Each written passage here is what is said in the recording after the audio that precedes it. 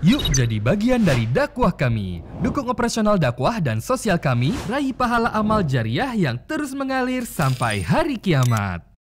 Oke, Assalamualaikum warahmatullahi wabarakatuh. Alhamdulillah, tidak pernah lisan kita berhenti memuji dan memuja Allah Subhanahu wa taala atas segala nikmat dilimpahkan kepada kita.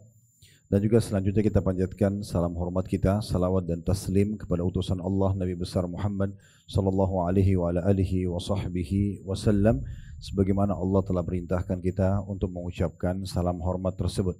Baik, kita akan melanjutkan buku kita berhubungan dengan masalah resep mujarab ketika wanita mendapat musibah. Tentu sudah pernah kita sebutkan kalau ini juga masuk dalamnya laki-laki. Tetapi penulis ingin lebih kepada kaum wanita karena kaum wanita lebih dominan perasaan. Kadang-kadang dalam menghadapi permasalahan itu, kalau orang terus terbawa dengan perasaan dan tidak dikontrol oleh syariat, maka bisa salah. Ya, misalnya sedih berlebihan, dan sedih berlebihan itu bisa ditunggangi oleh syaitan. Akhirnya kita mengambil langkah-langkah yang salah secara syariat.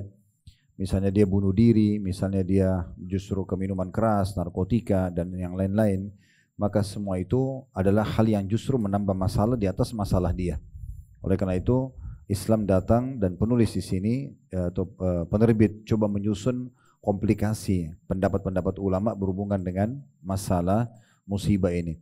Dan alhamdulillah kita sudah menyelesaikan 2 bab dalam buku ini, dan insya Allah kita akan masuk di bab nomor 3 pada kesempatan ini. Hanya sekedar mengingatkan, bab pertama dulu kita bahas tentang beberapa hukum fikih berkaitan dengan wanita yang tertimpa musibah kematian keluarganya.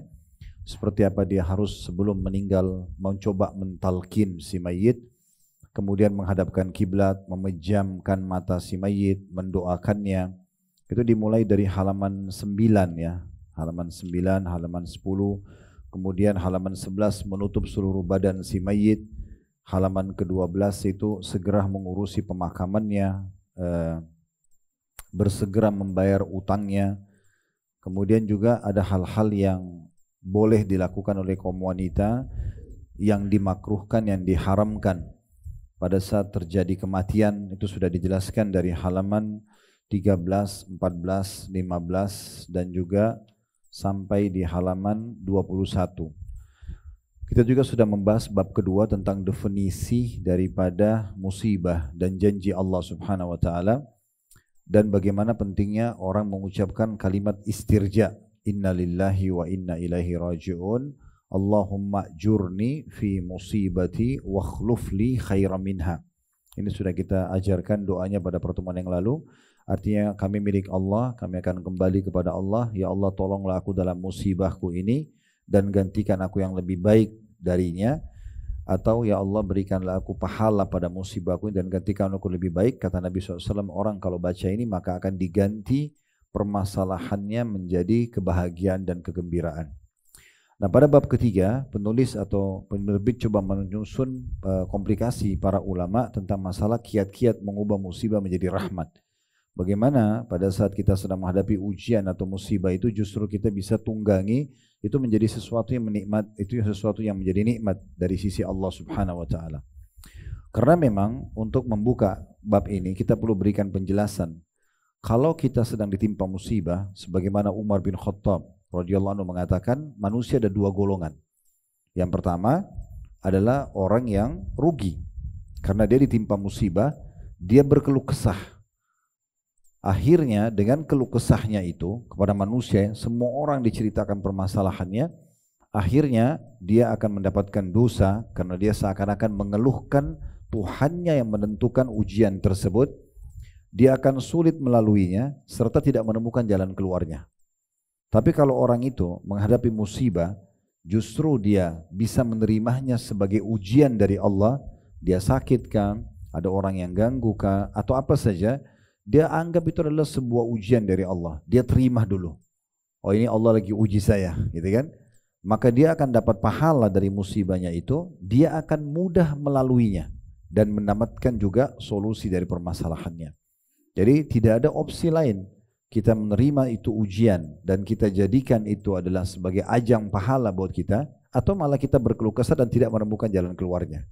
Nah, ini diberikan gambaran bagaimana sebenarnya kita bisa mengubah musibah-musibah tersebut menjadi rahmat atau kasih sayang Allah Subhanahu wa taala dengan cara kita menerimanya.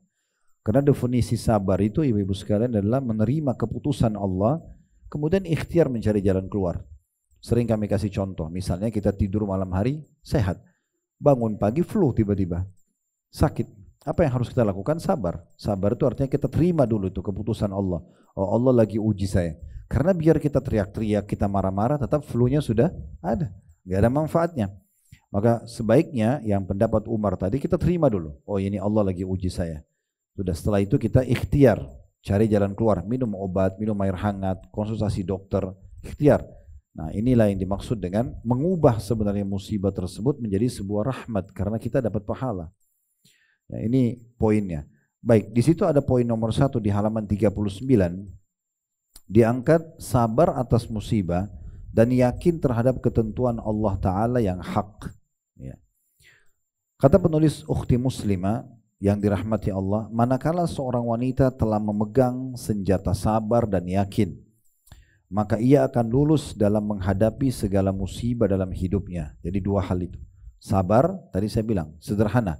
Kalau ada ujian, terima dulu sebagai keputusan dari Allah, seberat apapun itu, seringan sampai seberat apapun, kemudian baru ikhtiar dengan cara berdoa, dengan cara ikhtiar manusiawi, kalau sakit ke dokter, kalau ada masalah apa agama konsultasi pada ahli di bidangnya misalnya. Kemudian kita terus ya bersedekah untuk memberi tawasul supaya Allah menjadikan itu jalan keluar, sebab jalan keluar dari permasalahan kita. Semua itu sampai akhirnya fa inna ma'al usri yusra. Di setiap kesulitan akan ada kemudahan. Nah, itu yang dimaksudkan. Jadi kalau seseorang sudah memiliki senjata sabar ini, kemudian juga yakin bahwasanya Allah itu Maha melihat, Maha mendengar, Allah Maha mengetahui apa yang sedang menimpa kita. Dan saya sudah pernah bahasakan kalau sedang ada nikmat yang ciptakan kita Allah, yang ciptakan nikmat itu Allah, yang bisa pertahankan hanya Allah. Kalau kita sedang kena ujian atau musibah, yang ciptakan kita Allah, yang ciptakan musibah ujian itu adalah Allah, yang bisa berikan jalan keluar hanya Allah.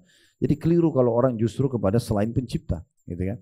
Dan subhanallah berapa banyak orang bisa menikmati air mata yang menetes karena khusyuk kepada Tuhannya. Dia bisa begitu khusyuknya dan lamanya sujud dan beribadah kepada Allah karena musibah datang yang dia tidak bisa rasakan itu kalau sedang ada nikmat. Ya, mungkin orang kalau nikmat kebanyakan orang lalai malah. Jadi buru-buru sholatnya ya, dan segala macam. Tidak seperti orang kalau sedang ada masalah dan dia ingin minta jalan keluar dari Allah. Pasti dia lebih khusyuk, dia lebih dekat dengan Tuhannya. Itu mahal sekali. Itu tidak bisa dirasakan dan didapatkan kecuali dengan ujian yang datang. Toh juga poin penting ibu-ibu sekalian, bukan hanya kita sendiri yang diuji. Semua orang diuji. Tidak ada satupun orang yang tidak diuji. Siapa di antara kita teman-teman yang tidak pernah digibah oleh orang? Tidak pernah difitnah oleh orang? Siapa di antara kita yang tidak pernah keseleo, flu, demam, sakit gigi, sakit kepala? Siapa di antara kita yang tidak pernah gelisah, mungkin selalu tidurnya enak terus? Semua orang kena itu kan. Nah, tinggal beruntung orang yang bisa bersabar, dia raih pahala di situ. Dan Allah Subhanahu wa taala menyebutkan dalam Al-Qur'an, innama yuwaffas sabiruna ajrahum bighairi hisab. Orang sabar itu akan dapat balasannya tanpa ada hitungan lagi, tanpa ada hisabnya. Karena sabar itu luar biasa. Makanya Umar mengatakan sabar itu ibarat kepala di badan seseorang. Maka tidak ada Islam bagi orang yang tidak sabar. Itu memang contohnya. Makanya teman-teman kita di Palestina sekarang itu luar biasa. Menunjukkan bagaimana memang level keimanan seseorang dalam Islam itu diuji juga dinilai dari kesabarannya. Rumahnya hancur, keluarganya mati, masih senyum, masih alhamdulillah. Ya, Allah juga maha tahu kenapa Allah datangkan musibah yang berat seperti itu ke teman-teman kita di Palestina. Mungkin kalau kita di Indonesia belum tentu kita sesabar mereka. Jadi memang luar biasa. Dan dalam sebuah hadis kata Nabi SAW, Allah tidak akan menguji seorang hamba di atas kemampuannya. Jadi musibah apapun yang datang sebenarnya kita mampu melaluinya. Ada orang yang diuji dengan musibah yang lain, kalau kita diujikan itu mungkin kita tidak mampu. Maka Allah tahu kapasitas kita dan Allah tahu kita mampu melaluinya. Tinggal bagaimana kita mau meraih jalan yang sudah Allah tentukan dengan bersabar dan ikhtiar, atau kita berkeluh kesah dan tidak menemukan jalan keluarnya. Saya ulangi, paragraf ini menarik sekali ya. Manakala seorang wanita telah memegang senjata sabar dan yakin, maka ia akan lulus dalam menghadapi segala musibah dalam hidupnya. Untuk dapat bersabar dan memiliki keyakinan yang kuat, maka diperlukan ilmu dari Al-Quran dan juga Al-Hadis. Ya, seperti kita belajar sekarang. Setiap musibah yang datang kepadanya akan menjadi rahmat baginya. Allah Ta'ala memberikan kabar gembira bagi orang yang bersabar dalam menerima musibah. Dan ayat-ayat mengenai kesabaran sangatlah banyak. Di antaranya telah dikemukakan dalam surah Al-Baqarah ayat 156 sampai 157. Ya. Ini yang pernah kita bacakan ya, dan saya ingatkan kembali di sini penulis tidak ulangi lagi karena diulangi pernah disebutkan di bab sebelumnya. Wabasyiris sabirin, sampaikan berita gembira kepada orang-orang yang sabar. Alladzina idza asabathum musibatun qalu inna lillahi wa inna ilaihi raji'un. Mereka yang kalau ditimpa musibah mereka mengatakan kami milik Allah, kami akan kembali kepada Allah. Ulaika alaihim salawatun min rabbihim wa rahmah wa ulaika humul muhtadun. Mereka adalah orang-orang yang mendapatkan kasih sayang dari Tuhan mereka dan mereka orang yang mendapatkan petunjuk. Ya, jadi mereka yang sabar. Di sini kata penulis langsung karena dia tidak ulangi ayatnya, dia mengatakan ayat tersebut mengajarkan bahwa kalimat istirja atau inna lillahi wa inna ilaihi raji'un mengandung penawar dari Allah dan Rasulnya dalam menghadapi segala musibah. Karena kalimat itu mengandung dua pokok yang besar. Yang pertama, mengajarkan keyakinan kepada seorang hamba bahwa dirinya, keluarganya, hartanya dan selainnya adalah milik Allah. Kan kita bilang inna lillahi wa inna ilaihi raji'un. Kami milik Allah. Saya, pasangan saya, anak saya, harta saya, jabatan saya, semuanya ini adalah milik Allah dan kami akan kembali kepada Allah. Kalimat ini mengajarkan kita punya Tuhan tempat bergantung yang menciptakan kita dan apapun yang ada di sekitar kita. Dia Allah Azza wa Jalla, maksudnya dia Allah yang maha mulia dan maha tinggi menitipkan semua itu kepada dirinya, kepada kita maksudnya. Maka ketika diambil kembali oleh pemiliknya, ia harus berlapang dada. Misalnya meninggal orang yang dicintai, hilangnya barang yang kita sukai. Bukankah kepemilikan kita bukan kepemilikan yang hakiki? Maksudnya semua akan ditinggalkan juga, baju, rumah, semua ini kalau kita meninggal cuma jadi kenangan, orang mengatakan oh itu baju dia, oh itu sepatu dia, oh itu mobil dia, selesai kan. Kepemilikan yang hakiki itu yang abadi itu di surga nanti selamanya. Karena setiap kali ada kata-kata surga selalu Allah ikutkan dengan setelahnya khalidina fiha, kekal selamanya di dalamnya. Jadi sekali kita punya istana di surga itu selamanya, nggak ada lagi jual beli, nggak ada istilah expire. Waktunya kita dengan meninggal misalnya akan diwariskan kepada waris, tidak ada lagi selamanya, tidak ada lagi kematian setelah masuk ke dalam surga. Maka kepemilikan abadi di sana nantinya. Maka ketika diambil kembali oleh pemiliknya, kata penulis, ia harus lapang dada. Bukankah kepemilikan kita bukan kepemilikan yang hakiki? Bukankah pada hakikatnya semuanya itu milik Allah Ta'ala? Bukankah semuanya itu sebelumnya tidak ada? Maka tidak mengapa apabila kembali kepada tidak ada. Dan hak guna pakai dari Allah Ta'ala adalah bukan hak penggunaan mutlak, akan tetapi hak untuk menggunakannya dengan penggunaan yang sesuai dengan kehendak Allah Ta'ala yang diridhoinya. Tidak boleh seseorang menggunakan tanda kutip miliknya kecuali pada yang diridhoi Allah. Dan kini Allah Ta'ala ridho apabila miliknya diambil kembali, maka hendaklah anda ridho terhadap apa yang diridhoinya. Jadi ada satu statement yang menarik dari beberapa tabi'in. Mereka mengatakan tentang kondisi para sahabat Nabi. Kami telah bertemu dengan orang-orang, maksudnya para sahabat Nabi, yang mereka sama sekali tidak peduli kalau mereka kehilangan dari dunia mereka. Tetapi mereka justru merasa kehilangan sekali dan sedih kalau mereka luput dari satu kali sholat berjamaah, satu kali zikir, misalnya satu ayat Al-Quran yang dia sudah jadwal itu dia baca, itu justru yang dia merasa rugi kalau dia kehilangan. Itulah para sahabat Nabi. Jadi mereka menjadikan harta yang melimpah itu semuanya justru untuk dibawa ke akhirat, justru untuk berbagi dengan orang, justru untuk ketaatan. Ya, kebanyakan orang kalau tidak punya ilmu ini maka mereka salah gunakan dalam maksiat kepada Allah Subhanahu wa Ta'ala. Ini juga berhubungan sekali dengan kisah yang pernah kita sampaikan tentang Ummu Sulaim, ya, atau julukan lainnya Rumaisah dan Kumaisah. Pada saat anaknya meninggal, maka dia bilang sama suaminya untuk menenangkan, bagaimana pendapatmu wahai Abu Talha, suami dia, kebetulan anaknya meninggal, kalau ada seseorang meminjamkan barang kepada kita, lalu dia mau ambil kembali, kata suaminya, tentu kita kembalikan, karena pemiliknya minta. Maka dia dengan tenang sementara anaknya meninggal mengatakan, kalau begitu Abu Talha berharaplah pahala di sisi Tuhanmu, saya bersabarlah karena anakmu sudah diambil oleh pemiliknya, meninggal. Jadi dia bahasakan begitu. Kita harus paham, anak adalah aset yang luar biasa karena kita tahu itu darah daging kita ya. Seorang ayah dan ibu pasti tahu tentang kedudukan anak itu. Maka kalau seandainya kita bisa faham, anak ini kita tidak punya andil kecuali kami para suami ini memiliki sperma, ibu-ibu punya sel telur yang bertemu. Dan setelah itu kita punya status ayah dan ibu, maka itu saja yang kita miliki. Satu lembar helai alis saja anak itu tidak ada andil kita. Ya, jenis kelaminnya, kulitnya, rambutnya tidak ada. Tiba-tiba lahir kita punya status saja.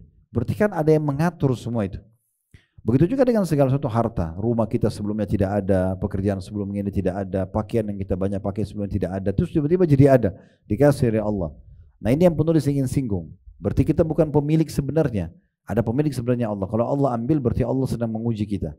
Kalau kita lulus tes di situ, Allah akan kasih nanti gantinya yang lebih baik. Nah, itu jelas ya. Jadi di setiap di ujian itu, ibu-ibu harus pahami, makin besar ujian. Pokoknya ujian apapun ya, sekecil sampai sebesar apapun. Di ujung jalannya ada satu hadiah yang Allah siapkan. Tapi sabar atau tidak melaluinya. Nanti akan dikasih bonus yang besar di sana. Berapa banyak orang yang dihalangi oleh Allah Subhanahu wa taala untuk mendapatkan sesuatu yang dia harapkan, ternyata bentuk kasih sayang Allah pada dia. Sehingga dia bisa selamat. Tadinya kalau dia justru mendapatkan apa yang dia harapkan itu, justru jadi masalah buat dia. Karena Allah lebih mengetahui tentang kondisi dan keadaan kita. Yang kedua, doa istirja ini, kata penulis masih di halaman 40 di bawah ya, di paragraf bawah maksudnya, mengajarkan kepada hamba bahwa tempat kembali dan akhir kehidupannya adalah kepada Allah yang maha benar. Dia tidak bisa menolak ketika harus meninggal dunia untuk mendatangi Robnya di hari kiamat nanti. Jadi sesehat apapun badan kita, sepintar apapun akal kita ya, tetap saja di saat ajal datang kita akan meninggal. Dan ia akan datang sendirian pada hari kiamat nanti sebagaimana ia dahulu diciptakan pertama kali. Lahir di muka bumi sendirian, nah begitu juga selanjutnya. Ia datang kepada Allah Ta'ala tidak didampingi. Ia datang kepada Allah Ta'ala tidak didampingi siapapun. Tidak didampingi keluarga, tidak membawa harta, dan tidak pula para pengawal. Ia hanya datang dengan membawa kebaikan dan keburukan yang ia amalkan dahulu di dunia. Jadi nanti orang pada saat meninggal, ibu-ibu sekalian, kita akan menuju ke akhirat membawa amal soleh kita dan dosa kita. Amal soleh akan membahagiakan dan dosa akan menyusahkan seseorang. Memikirkan keadaan hamba di awal dan di akhir kehidupannya merupakan penawar terbesar bagi orang yang tertimpa musibah. Jadi maksudnya dua poin ini kalau kita renungi itu akan menjadi penawar terbesar. Ternyata kita sebelumnya jadi tidak ada menjadi punya banyak hal.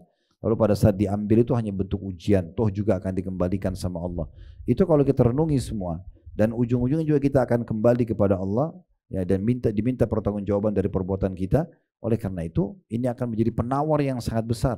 Akan jadi sangat kecil musibah yang kita hadapi karena kita tahu awal dan akhir daripada perjalanan kita. Kita awalnya tidak punya apa-apa, dari bayi tidak ngerti apa-apa, Allah persiapkan semua, punya orang tua yang urus, lalu disekolahkan, lalu dan seterusnya sampai jadi besar. Dia juga pada saat meninggal nanti akan kembali kepada Tuhannya Allah SWT. Dikatakan selanjutnya termasuk penawar yang besar lainnya adalah mengetahui dengan pengetahuan yang yakin bahwa apa-apa yang menimpanya adalah sesuatu yang mesti dari Allah Ta'ala. Dia Allah Azza wa Jal tidak mungkin tersalah dalam menimpakan musibah kepada hambanya. Ini tambahan informasi. Allah Subhanahu wa Ta'ala lebih sayang kepada kita daripada ibu kita kepada diri kita sendiri. Allah nggak mungkin mendatangkan sesuatu itu karena Allah benci sama kita, nggak ada. Bahkan ulama mengatakan sampai tingkat orang kafir pun Allah datangkan ujian agar dia sadar dan kembali kepada Tuhannya. Dipicu agar dia menjadi orang yang segera sadar dan kembali kepada Tuhannya. Jadi Allah tidak mungkin salah dalam mendatangkan musibah itu. Pasti ada hikmah di belakangnya. Sebagaimana Allah jelaskan dalam firman-Nya di situ diangkat surah Al-Hadid ayat 22 sampai 23. Yang bunyinya, "Ma asaba min musibatin fil ardi wala fi anfusikum illa fi kitabin min qabli an nabra'aha inna dzalika 'ala Allah yasir." Likai la ta'sau ala ma fatakum wa la tafrahu bima atakum wallahu la yuhibbu kulla mukhtalin fakhur. Setiap bencana yang menimpa di bumi dan menimpa dirimu sendiri semuanya telah tertulis dalam kitab atau dalam kurung Lauhil Mahfuz sebelum kami mewujudkannya, maksudnya sebelum diciptakan manusia dan apapun musibah tersebut. Sungguh yang demikian itu mudah bagi Allah agar kamu tidak bersedih hati terhadap apa yang luput darimu. Dan juga tidak pula terlebih atau terlalu gembira terhadap apa yang diberikannya kepadamu. Dan Allah tidak menyukai setiap orang yang sombong dan membanggakan diri. Ini ayatnya ya. Kemudian kata penulis, barang siapa yang merenungkan ayat ini, ia akan mendapatkan obat penawar yang mujarab. Maka perhatikanlah agar musibah yang Anda derita menjadi rahmat dari Allah Subhanahu wa taala. Jadi intinya sebenarnya bagaimana dia seperti mereviewkan kita kembali tentang pentingnya seseorang merenungi lagi kalimat istirja'nya. Inna lillahi wa inna raji'un. Lalu kemudian dia renungi itu ya, kami milik Allah, kami akan kembali kepada Allah. Jadi semua ini kita, harta kita, jabatan kita, apa saja ini miliknya Allah. Allah mau ambil, Allah mau tambahkan, itu adalah hak kausalitasnya Allah. Kemudian juga kita akan kembali nanti kepada Allah, toh kita akan diberikan balasan atas syukur dan sabar yang kita jadikan sebagai perangkat hidup kita selama ini. Poin yang kedua yang diperhatikan agar musibah itu berubah menjadi rahmat ya, atau kasih sayang Allah selain sabar, yaitu memperhatikan kitabullah dan sunnah rasulnya. Maksudnya kembali kepada panduan agama yang benar ya. Karena kita lihat orang-orang yang tidak faham agama ini, mereka pasti larinya kepada maksiat intinya, gitu kan? Malah mabuk-mabukan, malah ke karaoke, malah ke diskotik, malah kemana-mana, malah ke dukun, ya. Makin masalah buat dia. Nah, poin yang kedua agar mengubah musibah menjadi rahmat, justru makin dijadikan ajang musibah itu sebagai ajang pendekatan diri kepada Allah. Makin khusyuk, makin tunduk, makin merendah kepada Allah, makin introspeksi diri, ada masalah apa nih, ada enggak haknya orang lain. Dalam doanya dia ucapkan, ya Allah, kalau musibah yang disebabkan karena dosa-dosaku, maafkanlah. Kalau karena ujian, mudahkanlah lalui, gitu kan. Berikanlah pahala maksimal. Jadi seperti itulah seorang hamba harusnya menghadapi musibah, tapi dengan syarat dia punya ilmunya. Kalau dia enggak punya ilmunya, pasti dia akan ke jalan lain, ya. Yang tentunya itu akan lebih menambah musibah di atas musibah mereka. Karena kalau orang sudah buat kesalahan, Allah datangkan ujian, lalu dia mabuk lagi, dosa lagi, lalu dia zina lagi, dosa lagi, dan seterusnya, maka akan menambah masalah di atas masalah hidupnya. Kata penulis, jika ia memperhatikan kitabullah atau Al-Quran dan sunnah Rasulnya sallallahu alaihi wasallam, maka ia akan mendapatkan bahwa Allah Ta'ala memberikan kepada yang bersabar sesuatu yang lebih besar daripada sesuatu yang telah meninggalkannya. Maksudnya kalau dia memperhatikan dalam Al-Quran dan Sunnah, dia akan menemukan sebenarnya musibah yang diambil atau didatangkan ini, itu akan Allah balas yang sesuatu yang lebih besar. Maka setiap muslim yang faham ini dengan ilmu agama yang benar, dia tahu ujian ini kecil tapi akan mendatangkan sesuatu yang besar. Contoh misalnya orang mati syahid saja, ya, itu kan besar sekali ujiannya. Tapi kata Nabi SAW, sesungguhnya orang yang mati syahid di jalan Allah tidak merasakan sakit kecuali hanya seperti cubitan saja. Dan tidak ada ahli surga, seluruh ahli surga yang masuk, yang berharap kembali ke dunia lagi, kecuali orang yang mati syahid. Berharap kembali ke dunia agar terbunuh lagi, kemudian mereka kembali lagi. Jadi karena mereka baru sadar ternyata hanya dengan kena satu peluru, kena satu tebasan pedang, itu sudah cukup untuk membuat mereka meraih derajat yang tinggi di surga sana. Ya sudah, mereka berharap kembali agar bisa terbunuh lagi. Sampai kata Nabi SAW, demi zat yang jiwaku dalam genggamannya, aku berharap terbunuh di jalan Allah, dihidupkan lagi, terbunuh lagi, dihidupkan lagi, terbunuh lagi. 3 kali beliau ulangi. Dalam riwayat lain juga yang sahih, beliau mengatakan orang yang mati syahid itu berharap kembali ke dunia dan terbunuh 10 kali lagi seperti itu agar mereka mendapatkan balasan yang sama. Jadi itu besar sekali yang akan didapatkan pahala dan balasan kalau orang punya ilmunya, ya. Sedikit dengan bersabar, tidak berkeluh kesah dari penyakit atau gangguan orang itu.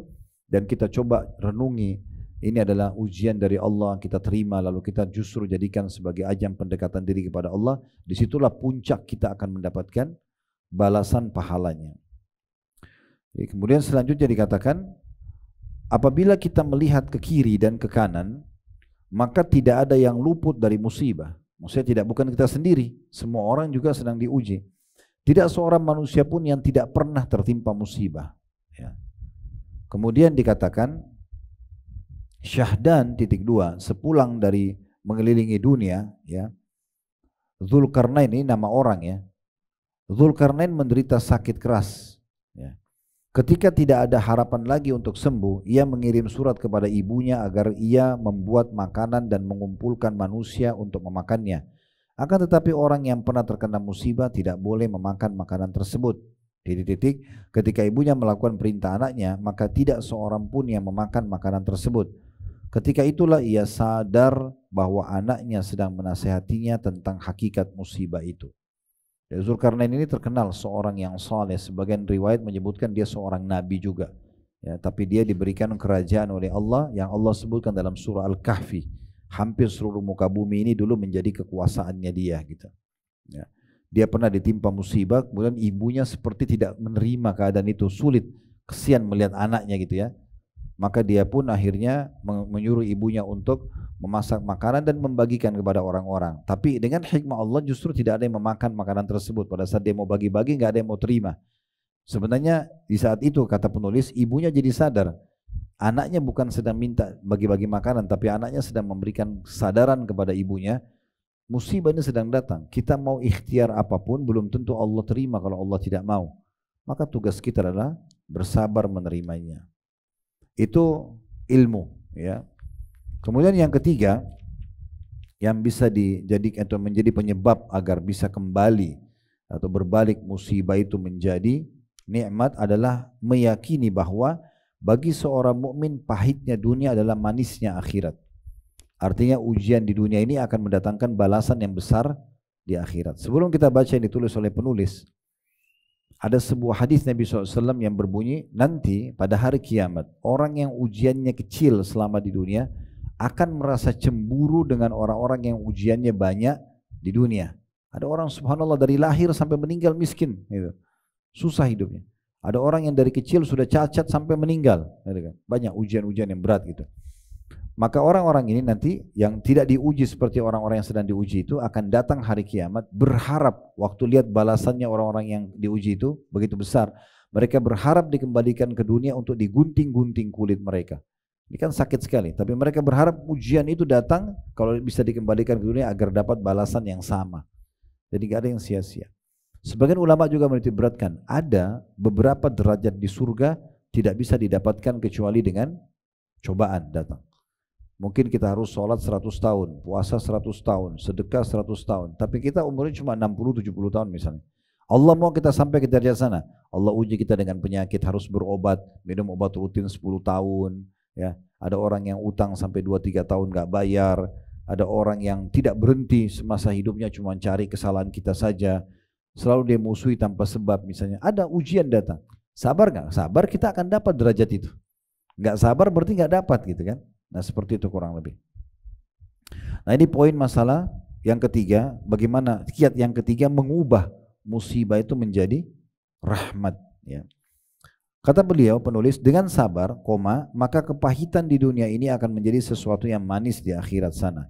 Bahkan kepahitan itu hanya sementara, sedangkan manisnya akhirat bersifat kekal.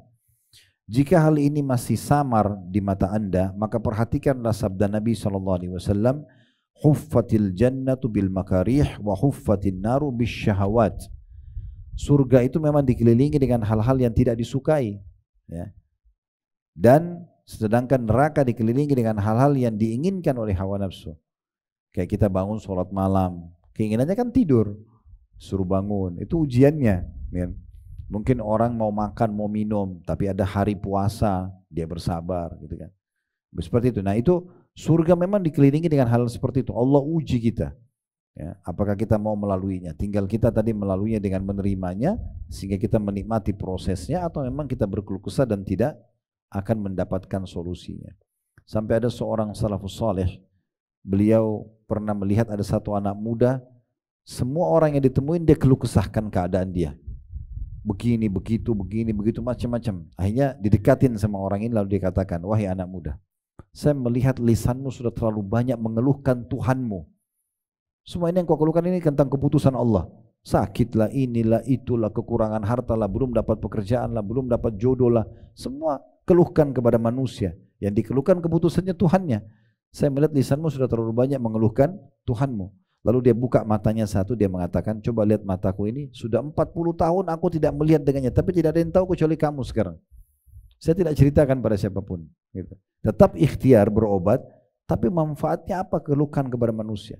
Hanya supaya dia bilang, oh kasihan kamu ya. Sebatas itu, nggak ada manfaatnya buat kita. Ya. Tapi bagaimana justru kita kembali kepada Allah Subhanahu Wa Taala.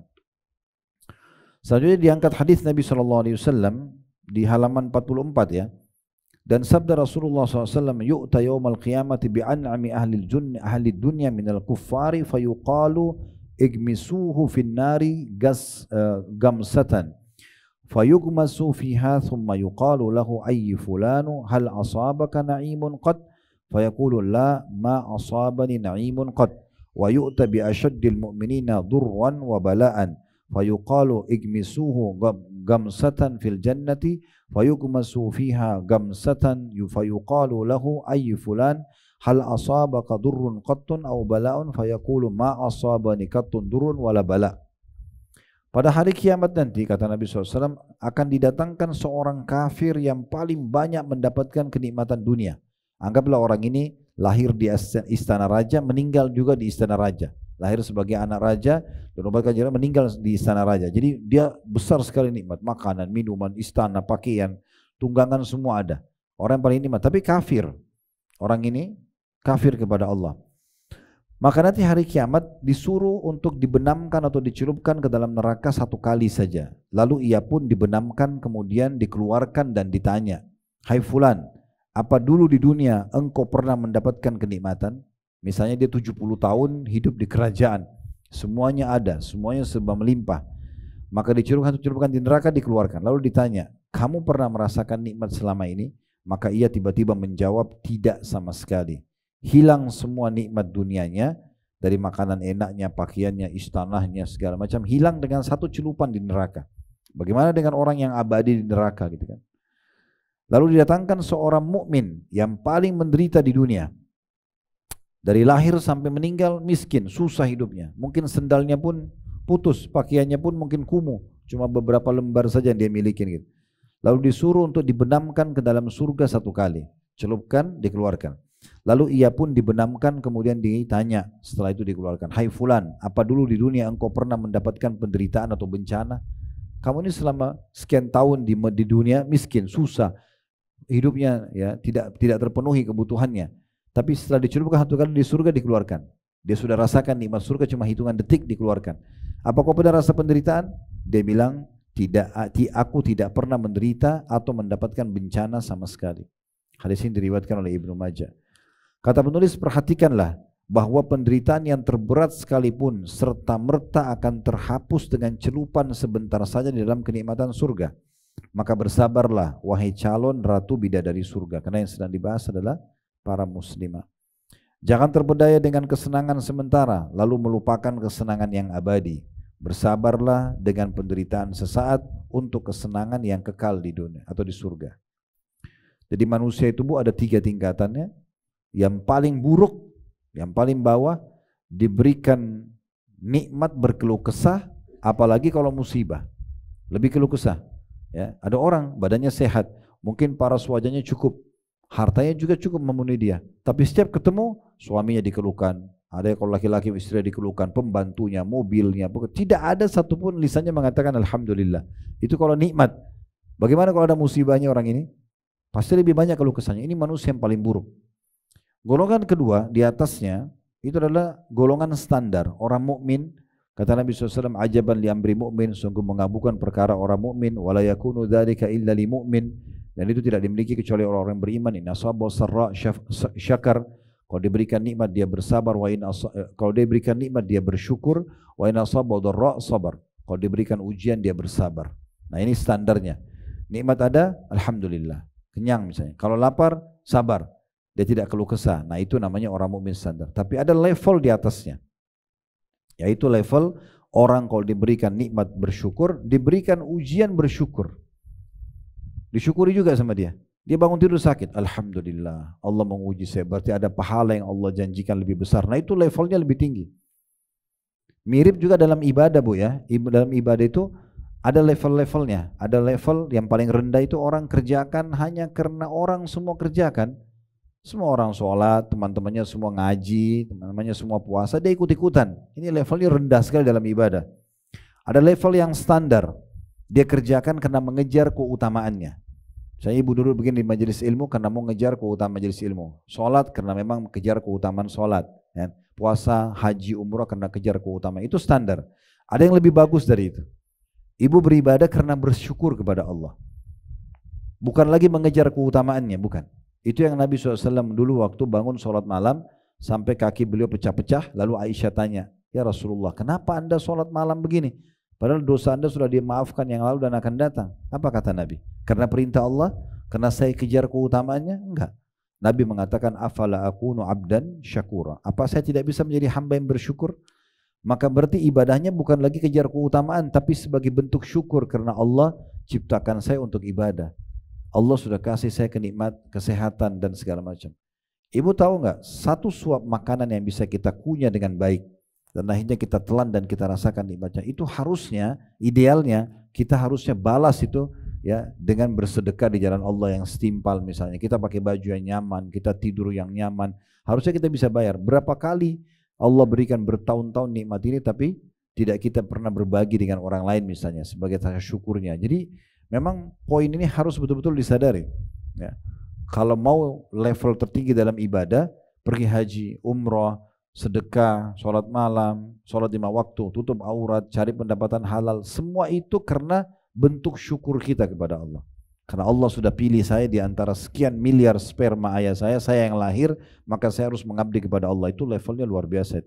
Ya, sehingga semuanya dikerjakan sebagai bentuk syukurnya kepada Allah Subhanahu wa ta'ala. Ada satu sahabat Nabi, seingat saya namanya Abu Kilabah. Mudah-mudahan saya tidak salah dalam nama ini, seingat saya, karena ini kisah sudah cukup lama dulu saya pernah dapatkan. Jadi orang ini seorang sahabat Nabi tapi sudah lama menghilang. Gak ada beritanya gitu. Orang-orang pada cari dia. Kalau tidak salah sebagian ahli sejarah mengatakan dia sahabat Nabi yang terakhir. Ya. Julukannya Abu Kilabah, saya tidak tahu namanya. Orang ini rupanya tinggal di satu kemah di padang pasir. Subhanallah, tangannya dua-dua putus, kakinya putus, matanya buta.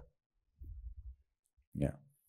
Dan dia pada saat itu kisahnya ada satu orang, dia kehilangan tunggangannya di padang pasir. Kemudian dia jalan-jalan, dia dapat satu kemah tua di padang pasir. Orang ini datang mendekat di kemah itu. Kemudian dia dengar ada satu orang yang sedang berzikir kepada Allah. Orang ini dekat ke kemah itu, dia lihat ada orang tangannya puntung dua-dua, kakinya puntung, matanya buta, tapi dia tidak kenal siapa. Terus dia ucapkan salam, orang itu jawab. Orang yang membawa cerita ini menceritakan, dia bilang kemahnya kosong, gak ada makanan, gak ada apa-apa, sudah tua, lusuh, bajunya pun tua. Tapi orang ini lagi berzikir di tempatnya dia, lagi duduk. Terus setelah saya salam dia jawab. Lalu saya tanya, siapa anda ini? Dia mengatakan, saya salah satu dari hamba Allah, kata orang yang cacat tadi itu.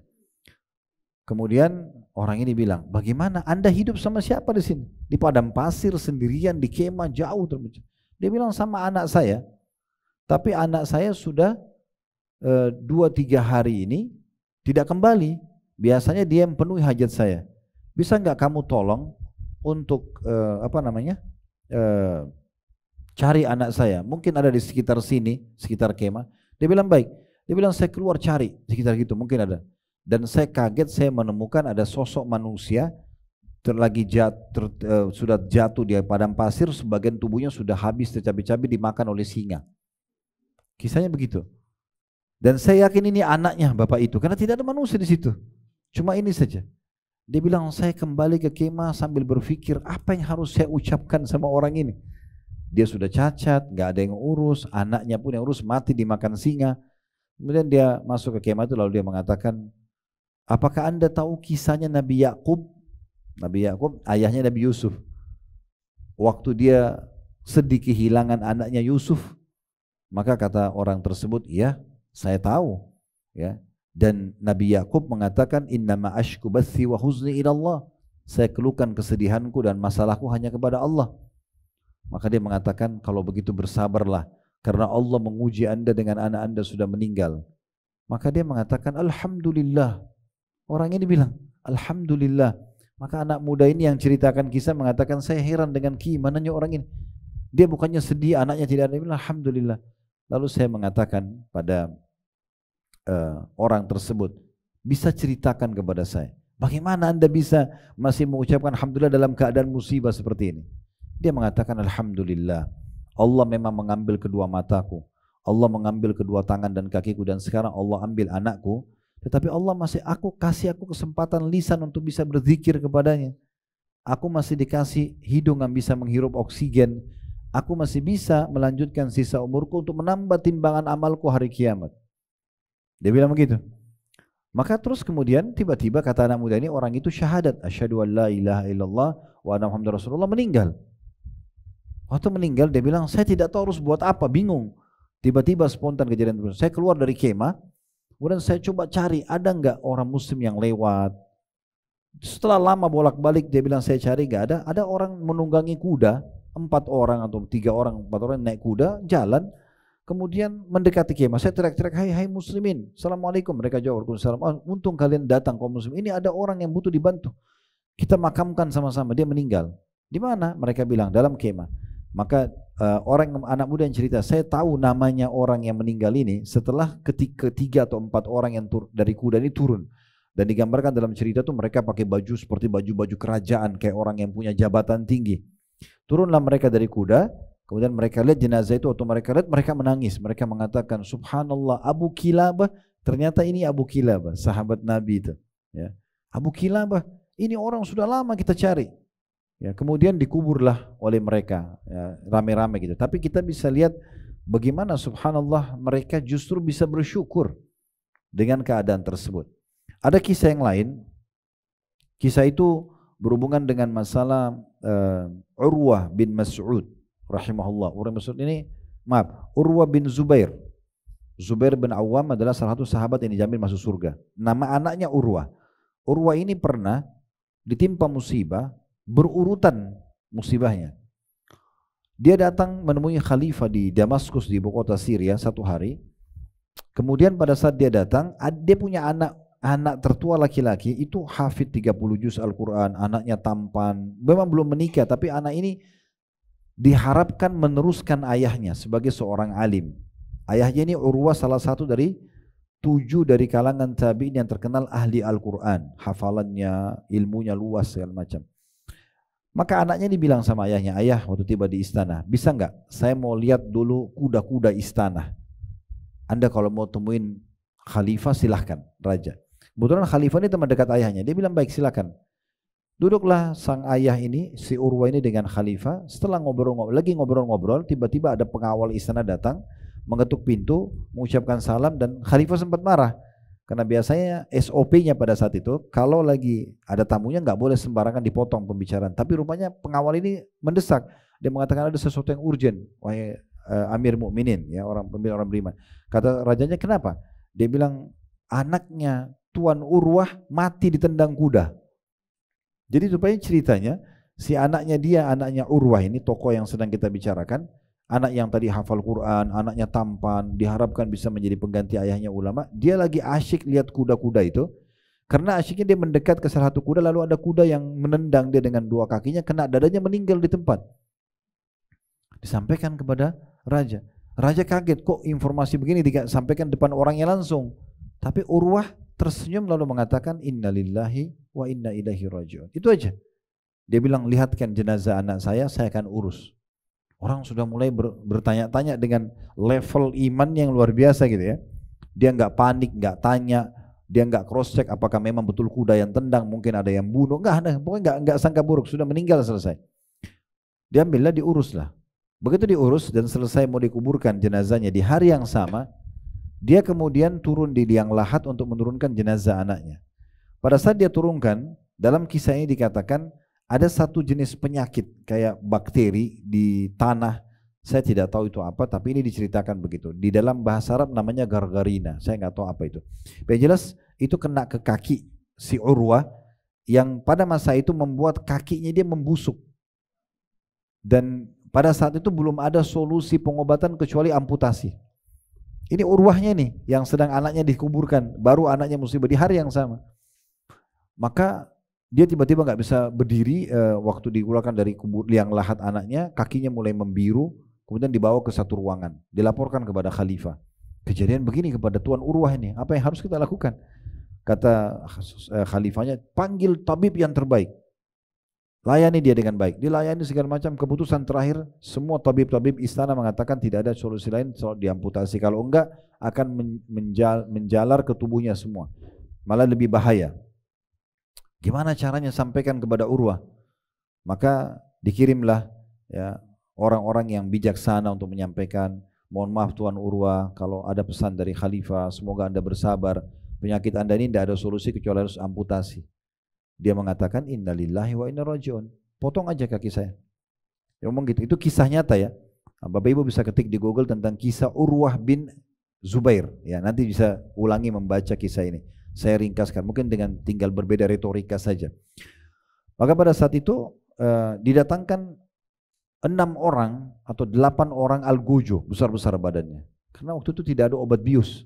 Tujuannya untuk megang badannya dia. Megang kedua tangan dan kedua kaki. Waktu datang ke ruangan tersebut, maka dia tanya kepada tabibnya, ini untuk apa orang-orang ini? Dia bilang untuk menahan Anda. Saya akan potong kaki Anda. Dia bilang saya nggak mau, nggak usah dipegang. Terus didatangkan sekendi khamr, minuman keras. Itu sebagai obat biusnya, gitu kan. Waktu itu orang kalau mau diamputasi diminumkan. Dia bilang ini untuk apa? Kata tabibnya, Anda harus mabuk supaya bisa kami potong. Ini kulit Anda akan kami iris, tulangnya akan dipotong. Ini sakit. Dia bilang enggak, saya enggak perlu. Saya tidak pernah minum di masa hidup saya. Ngapain saya minum sekarang? Lalu gimana solusinya?